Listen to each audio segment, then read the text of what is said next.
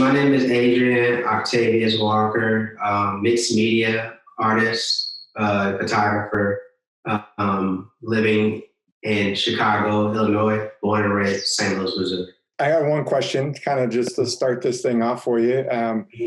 Tell me, what is art? What is art to you? Art to me, art to me is basically art can be anything and everything around you. Art is kind of what you make it. Kind of like what I see it as, I don't think there's actually like a true definition on art because there are many different avenues when it comes down to it. Whether it's like your profession or your hobby, you can be a hobbyist when it comes down to art, or you can be a professional artist and that's what you get paid for.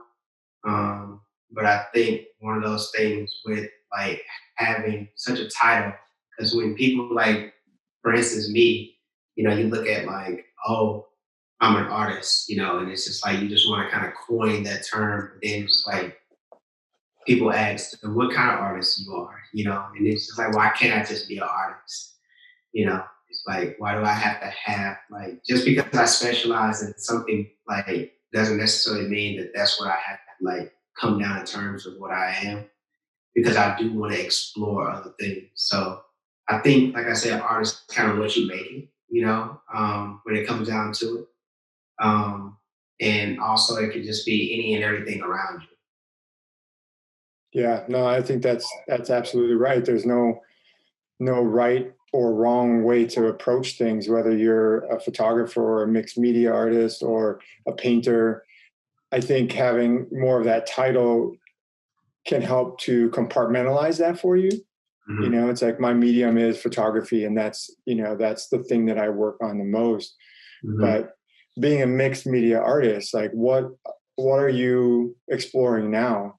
Yeah, so with mixed media, I'm like dabbling in between contemporary photography, installation, performance. And so I'm like doing like pretty much all those things in one. I try if it can fit, if I can like put all of those things into one, I make sure that I can do it with my work and like my practice. And so that's where the whole mixed media comes in, because it's like it's a mix of all these different things in one.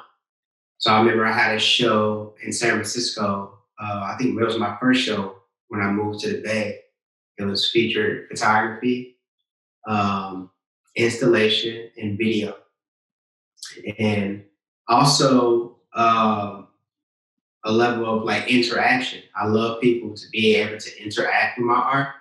And so it's like interactive art where they can actually like explore and touch things and like look at it and stuff like that. I just ask if you can politely put it back. But for me, I'm a person that likes going to places and going to museums and stuff like that. And I want to get close to it. And I understand that a lot of these things are like like treasures in a way and like really sacred and stuff like that. But I have that feeling like a little child, when you go to like a candy store and like, why did you bring me in here if I can't grab it or anything? Just like to me, that kind of like it's like a tease. So with my art, I try my best to make sure that people can actually interact with it. And I have successfully done that in my last two exhibitions with We Matter. And then I did it, like I said, back in 2017. I think that was when I was in the Bay. When I first, like, kind of when I first moved around to the Bay. I moved to the Bay in 2015. So 2016, I believe that was it. So 2016, 2017, I can't remember. But yeah, you can like interact with the work. So that was like one of my things. I was like, I'm gonna take this and run with it. Yeah, one of the things I noticed, even in the way that the work is displayed on your site, you've got, your one-dimensional, two-dimensional photographs, and then you go into the frame pieces, which were all kind of photographed at an angle, and it Mhm. feels very dimensional. It feels like you're kind of part of that exhibition or that gallery. Right. Yeah. Shout out to Brock. Brock is my Brock owns Part Two Gallery in Oakland, California, and he's also my representative.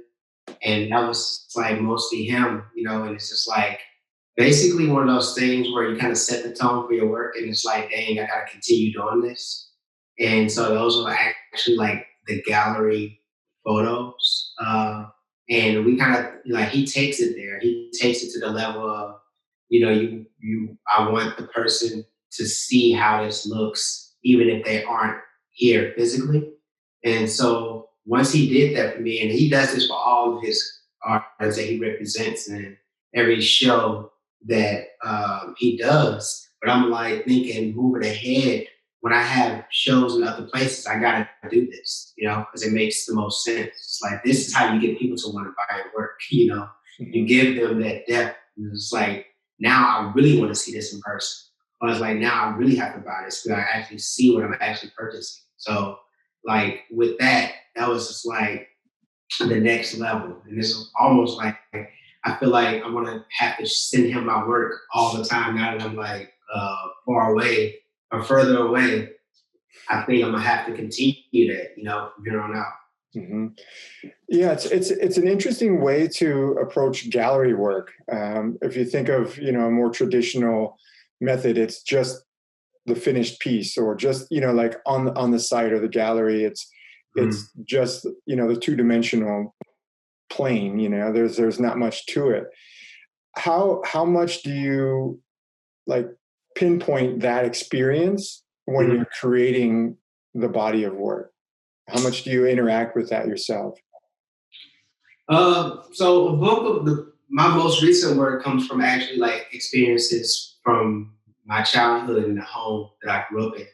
And so like it's mostly experience, from like building out an actual bathroom and setting the tone of having those items inside of the cabinet, those things that I used to grab at or my big brother used to grab at and use for his hair, the way the toilet paper is set up on the floor versus not being on a roll is like that comes from like not having enough room for that, and the way the towel is folded, the way the incense holder is on top of the toilet, on the back of the toilet, all these things, it's just like me bringing my life experience to somebody else's. So when you come into these, I call it like when you come into my world, you're stepping into like basically where I came from and where I grew up and how I grew up, and it's basically like you're now living in my universe, and you're getting a taste of it. So it's just like me basically inviting you in. This is an opening. This is an open space for you to interact and be a part of because I want you to actually feel it. I want you to feel this, and I want you to still feel it when you leave. Even when you leave this space, you felt the way I live. You may talk to me every day, you may not, but you're gonna always remember that whole experience. And so that's pretty much like what I go for with my work, and that's what I want to continue moving forward. It's kind of like like how you do a video.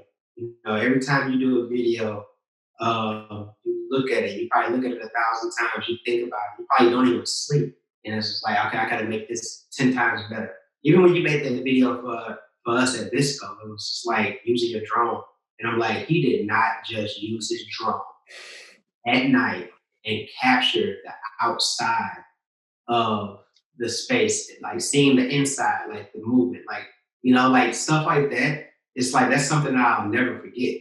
It's just like Sean did that, and it's not like that hasn't been done before, but the fact that you brought it into our space, and you didn't even have to do that, it's just like those type of things. It's an experience because it's like I know you wasn't there that night. I was. I want to really show you what went down and how it went down, and I want you to feel the energy. So it's like that's what it is. It's like feeling this type of energy, feeling these different emotions and stuff. I want people to come in and feel these emotions and leave with these emotions also.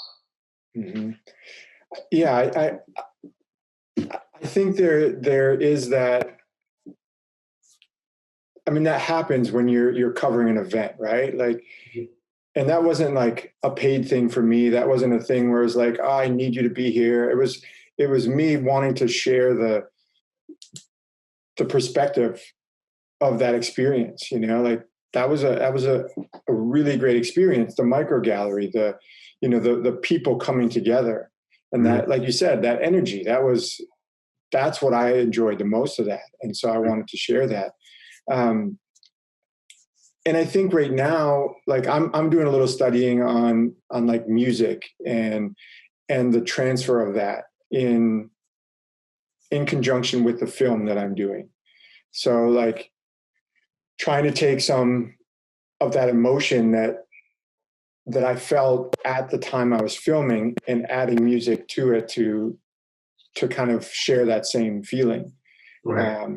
To heighten the experience. And I think you've done a really great job with that, with the recent showings, the photography exhibits, the room exhibits. When did you first start getting into that kind of thing, or thinking gallery minded, I guess? As far as like building out like actual experience. Yeah.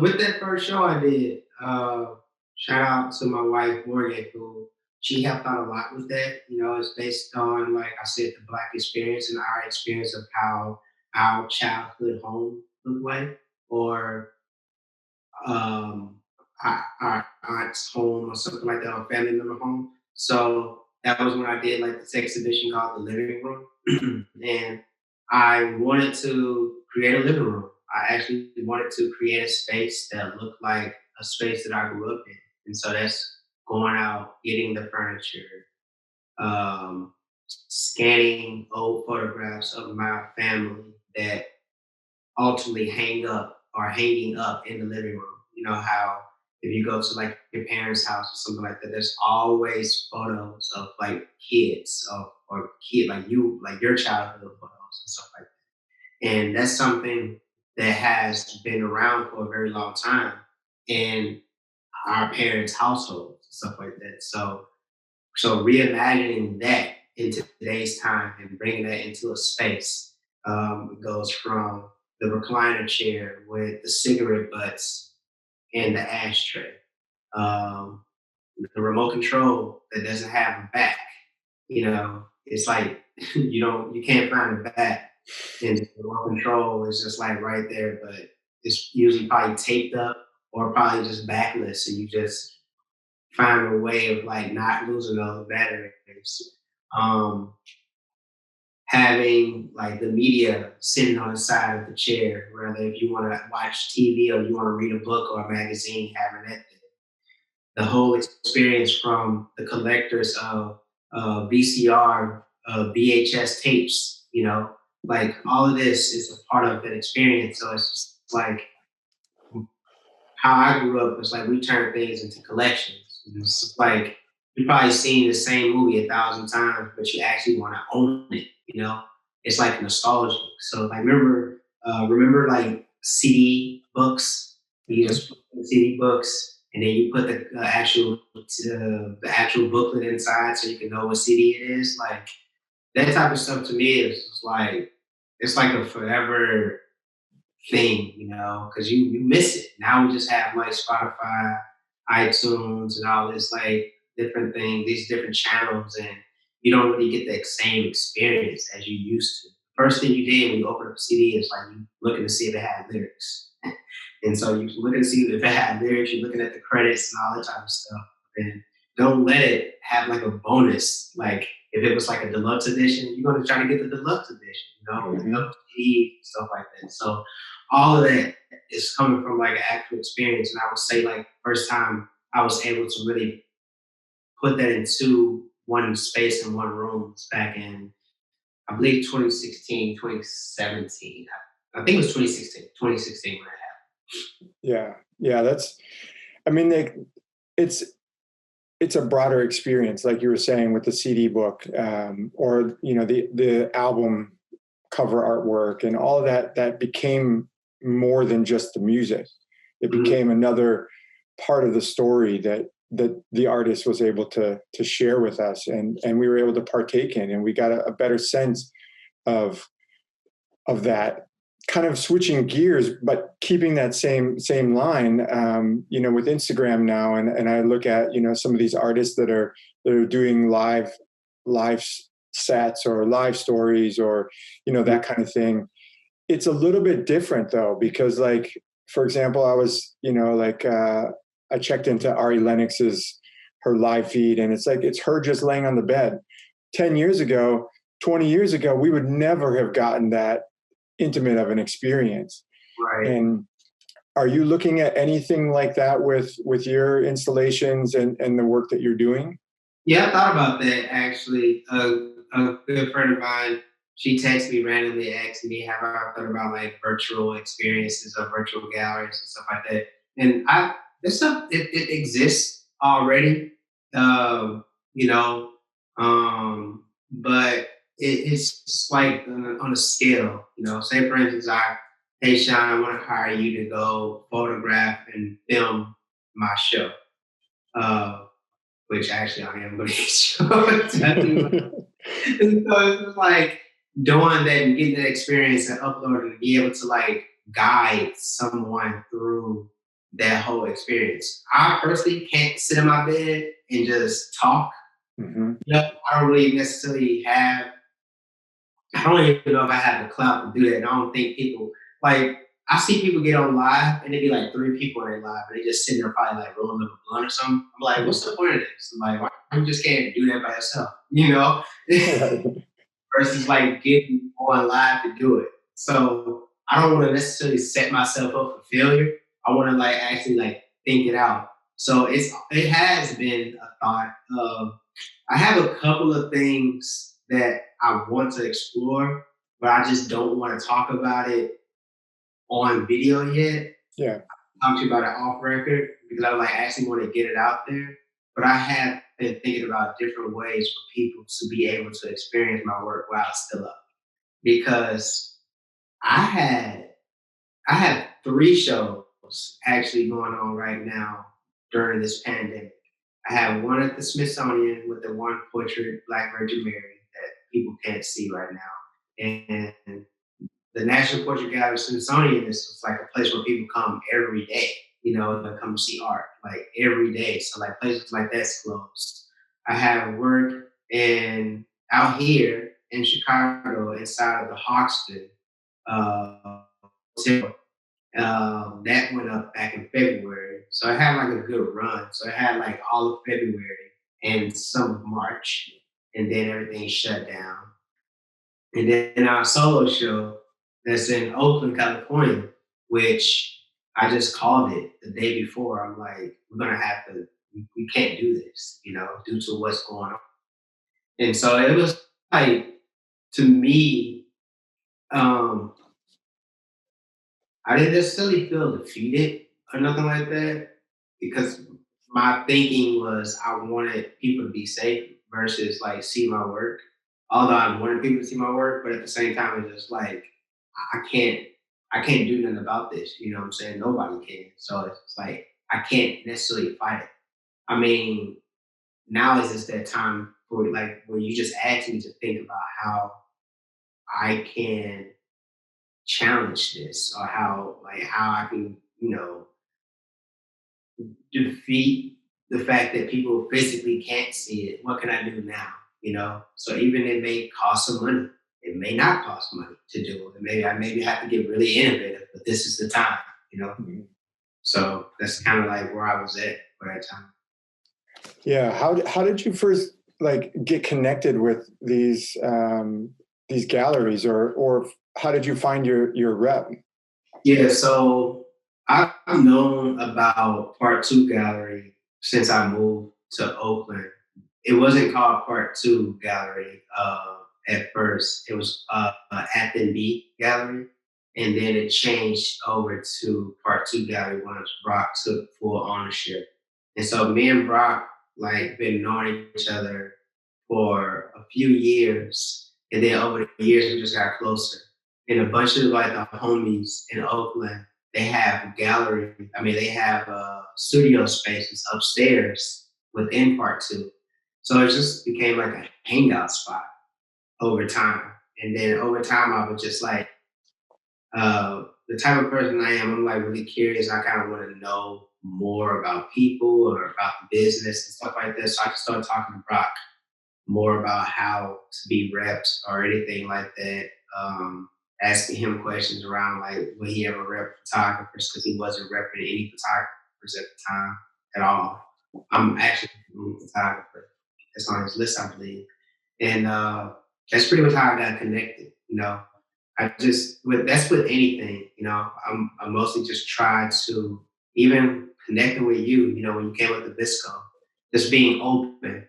To accepting people that want to come in. Like I talked about this before. It's one of those things where if I reach out to somebody inside of a certain space that I was close to, I will love for them to respond, And so being able to do so, it it sets the tone and creates volume in the relationship of a person. So ever since that day you came to Visco, we've been tight. Mm-hmm.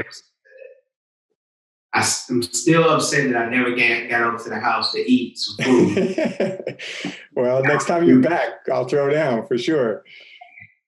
But it's just like one of those things where you never know where these type of relationships will take you. And so for me, it's just like having an open mind about it. It just means so much more than like rejecting somebody just because I feel like they just want to use me. And I feel like also, you can sense that type of stuff within certain people. Yeah. It's like that certain shift of energy. But when you came, I just showed you around. We talked about food the whole time. Yeah, food and photography. I mean, yeah. I mean, I think you said something that's like, you really just hit me. And you said you're curious. Mm-hmm. You were curious about, the gallery and you were asking questions about repping and all of that stuff. Yeah. But I feel like you have this passion for people. And I think, like building a community. Yeah. Tell me a little bit about like how, like what your perspective is on building a community and how to interact with people a little bit more. Cause I know you just shared a little bit about our relationship. I mean, for me, it's just like coming from a place like St. Louis. I grew up in like a really small, like the neighborhood I grew up in was just like a block.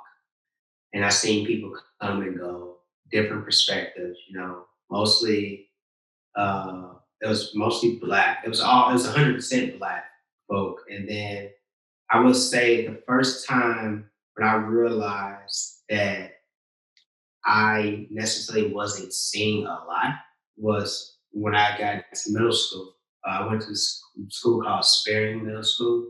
And my dad, this is the way he said it. He said, you need to be around some white people. That's what he said. And so I didn't question him at all. It made sense now in a way. He didn't necessarily say I need white people. He didn't say that. He said I need to be around them. And I never like questioned why he wanted me to be around them, but at the same time, it makes sense. Because it was like giving me a different perspective outside of my own, because if I didn't go to this school, I would have went to a city school that, again, predominantly black.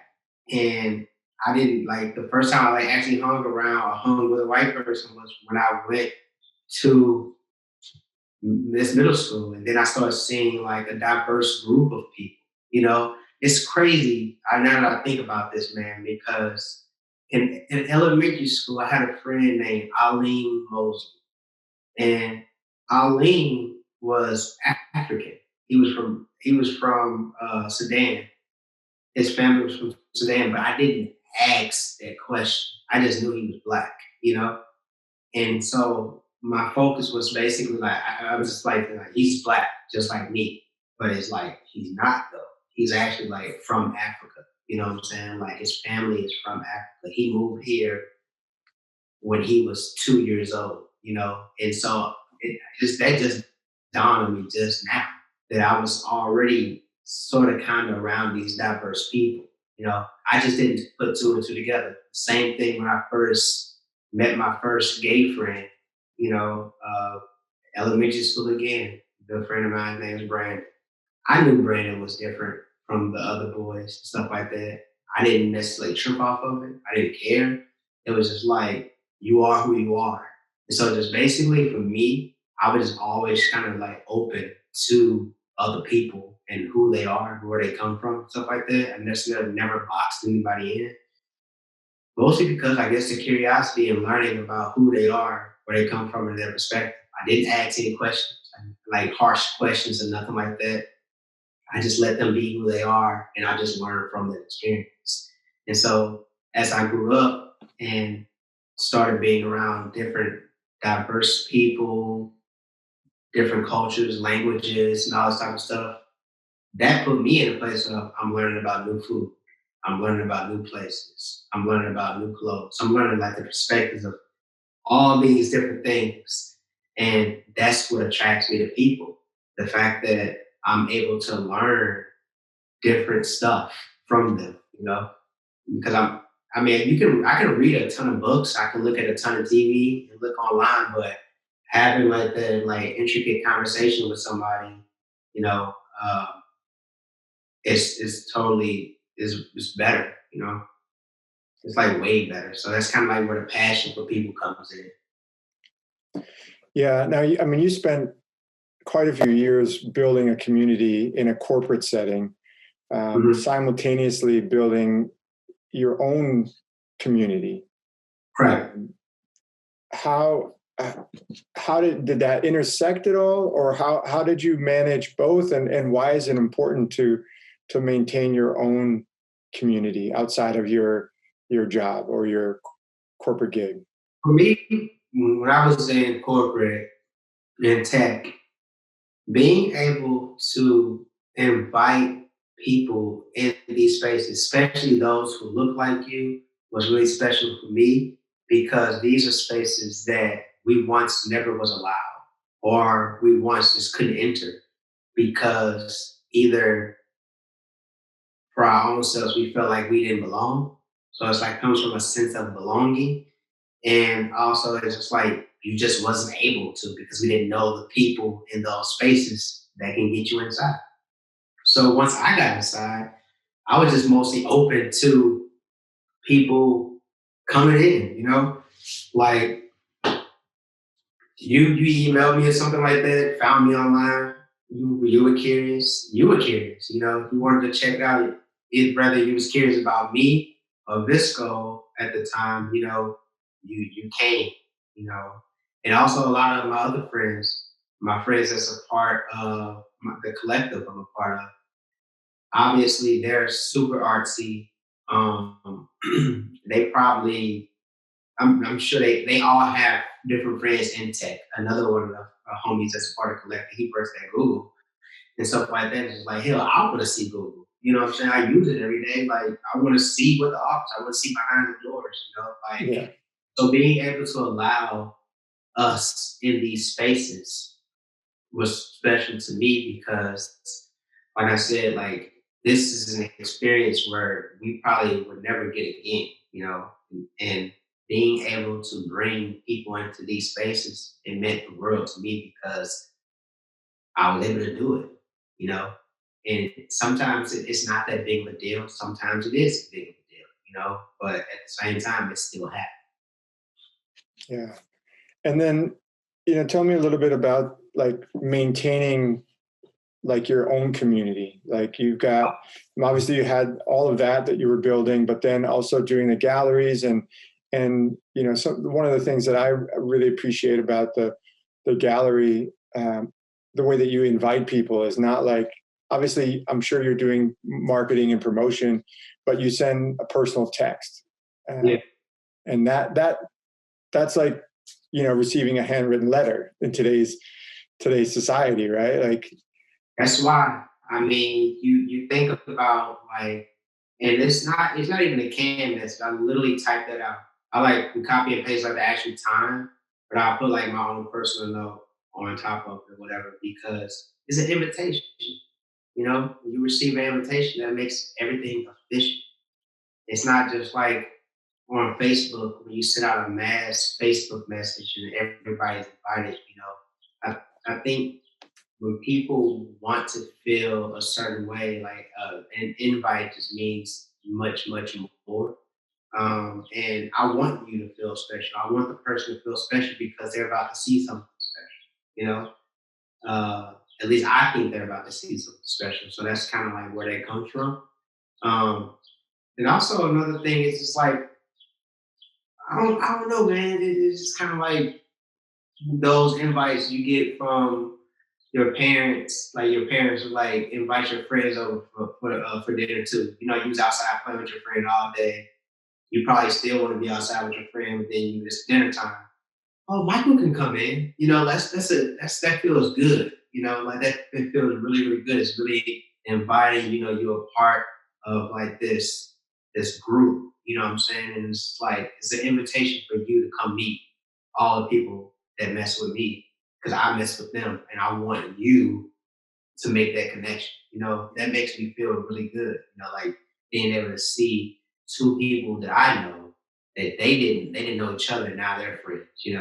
I'd be jealous as hell. I'd be like, damn, you ain't gonna invite me. It was for I'm saying it wasn't for me. You wouldn't know them. No, it's not like that. But that's kind of like what it is. It's just like being able to definitely make somebody feel welcome. It's not a feeling in the world like when you get flowers sent to you or something like that. Like all these things you think about times when something felt special to you. And then after that, it's like you're gonna always probably want to come to it. Even if you don't or can't come to it, it's okay. You still got an invitation. yeah, You are always welcome. And I want to make sure that folks are welcome, and I want them to make sure that they see it. You can't depend on social media no more. And I'm definitely not going to depend on it. So it's just like for me, being able to lay up at night or during the day, walking home from wherever I'm at. But oh yeah, I gotta invite this person. I gotta invite so and so. I'm gonna make sure I do because I want you to actually see that it's actually happening. Know that you are invited, and also on top of that, I just want you to be there. Like I genuinely want you to be there in the building. yeah. I mean, it definitely made an impact on me, and I know that you're not. You're busy. You got a lot of connections. You got a lot of stuff happening, and to get a personal text like that, I was planning on going anyways, but that just ensured that validity and our connection Yeah. and then the support that I want to show you. Right. For me, um, like you said, it's just like those connections. I had like I know this guy I work with. He said I haven't talked to a good friend of mine in a long time. And we said we love each other. I thought it was kind of weird. I'm like, that ain't weird. That should be normal. You Yeah. should be able to say you love your friend. Like you love your friend.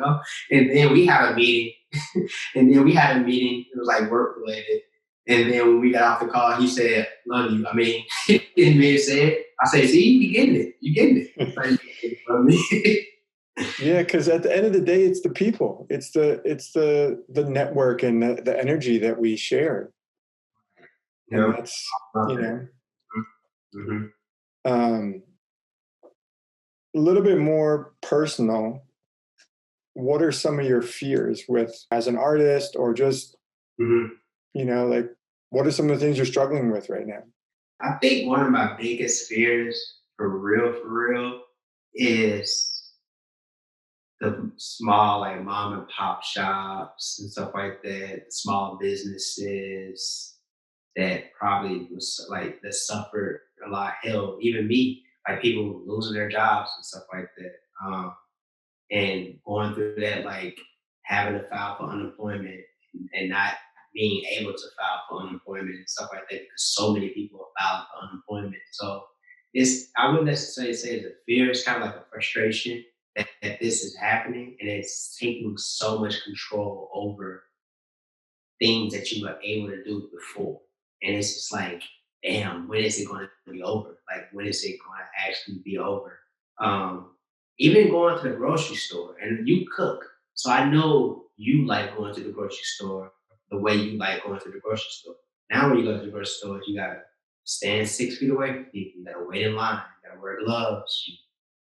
If you sneeze, you're gonna get looked at like you're crazy. You know what I'm saying? Like all of these different things. It's just like so I guess you can say like I guess my fear is the fact that if and whenever this is over, that we actually can go back to normal life, not worrying about stuff that we were already doing. Like I get a scratch on my nose, I want to scratch my damn nose. You know what I'm saying? Like the whole like touching your face. Like nobody was thinking about that before. And just like now you got to think about it, which is cool. I always wash my hands. I always was a hand wash and all that type of stuff. But the fact that like I don't know, man. You see chefs here and there, not like God forbid people don't do this, but if you're at home, you could probably dip your hand in the sauce, taste it, and not trip off of it. It's just kind of like a chef thing or a cook thing, whatever. Now I got a buddy of mine who is a food scientist. He's freaking out about every. I don't. If I'm ordering food, don't bring it to my door. Yada yada yada. I said, dude, 2 weeks ago we just had takeout and they just brought it to the door. You wasn't tripping off of this. Like I get that you're tripping off of it now, but like so it's just like stuff like that, man. It's just like I want us to be cautious and careful, but I don't want to get like, overthinking things to the point that it's not even fun. It's just like this thing will make you not want to hang around certain people. You know what I'm saying? Because of how they act and stuff like that. So my fear is like the fact that we won't be able to get a grip back on how life once was. People get upset, and it's just like for me, I get it. I don't want to be upset and mad. Because it's just like even if we did continue this in the next year or two, people are gonna lose their minds. So it's two things. It's like we keep things shut down, people are gonna start going crazy, and we don't keep things like and then we do open things up, people are still gonna go crazy. So it's like really no wrong or right now. You don't really know. You just don't. So that's the sense of unknown is ultimately what I'm most afraid of. Yeah, I mean, because we don't really know what is going to come from it, and like the other thing that kind of like hit me was like the government can just shut the whole thing down Yep. Yeah. whenever So they want.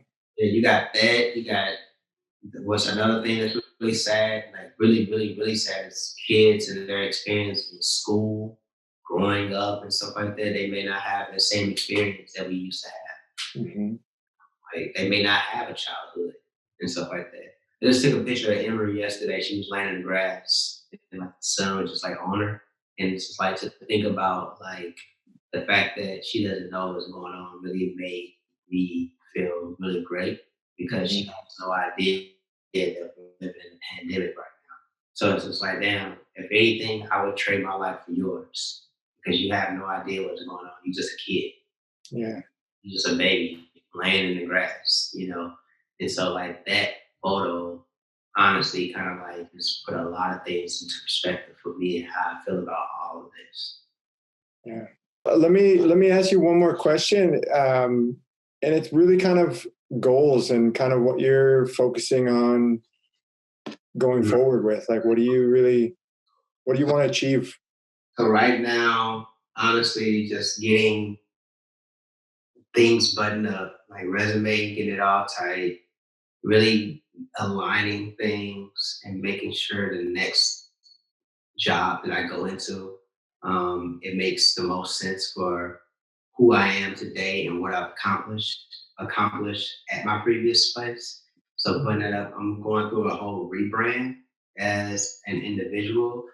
So like logo change, logo identity, like brand identity and all that. I'm just kind of going through all of those changes, just going into a whole new flux of life, you know? Mhm. And honestly, just building out the space that we're living in. This is a goal of mine to really have a space that I love and like I don't want to actually leave and be within that space, or I want people to come and see it. That's like a huge goal also. And 'cause it's crazy that I don't necessarily make goals for myself. It kind of just like stuff like falls in line. And I did not expect to show work in Chicago a month after living in Chicago, you know? Mhm. So it's like life just plays out on its own. And I think it's just mostly because of like the energy that's put out. I'm able to move in these certain ways, you know, and surround myself around the people. So if anything, I can like say to anybody out there is just like surround yourself around good people. I think good things will happen to you or happen for you, you know. And that's kind of like how I live day in and day out. Yeah. Yeah. I mean, that's the people. That's that community. I mean, I think that's one of the biggest things I've learned too is that um, it's the people around me. That's that support group. You know, if I have a question, I can ask a question. If I'm struggling with something, or if I can give something, then there's that community. Um, I think that's really good advice, and um, yeah, that's it right there. You know. Might drop.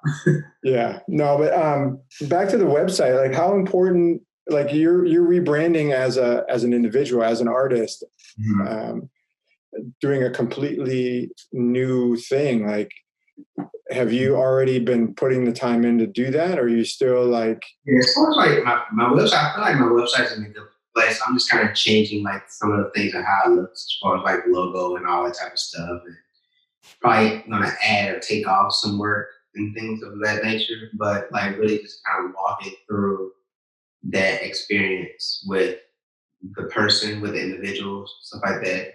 And you know, things like this helps, like talking, like podcasts, and like allowing like a person to actually hear you in your setting with how your place actually looks and stuff like that. So being able to make that happen, I'm kind of just going through those motions right now. mhm, Uh, for the change, and also it's the fact that you can see it, you know, because you're sitting still, so it's like it's easier for people to see it, you mhm. know, because again, you may get a personal invite. Hey, check out my new rebrand. Well, Adrian, thanks so much for your time and all of your insight. I really appreciate, just taking time out to share and break down galleries and all the other stuff that you shared with everybody. And on the flip side, if you want to let everybody know where they can find you, or your Yeah. handles and all that good stuff. Yeah, so my website is just my name, adrianowalker.com. I'm sure Sean put that how to spell it, but it's just ADRIANOWALKER. And my handle is at A Octavius W. That's OCTAVIUS. That's my handle for all channels across the board.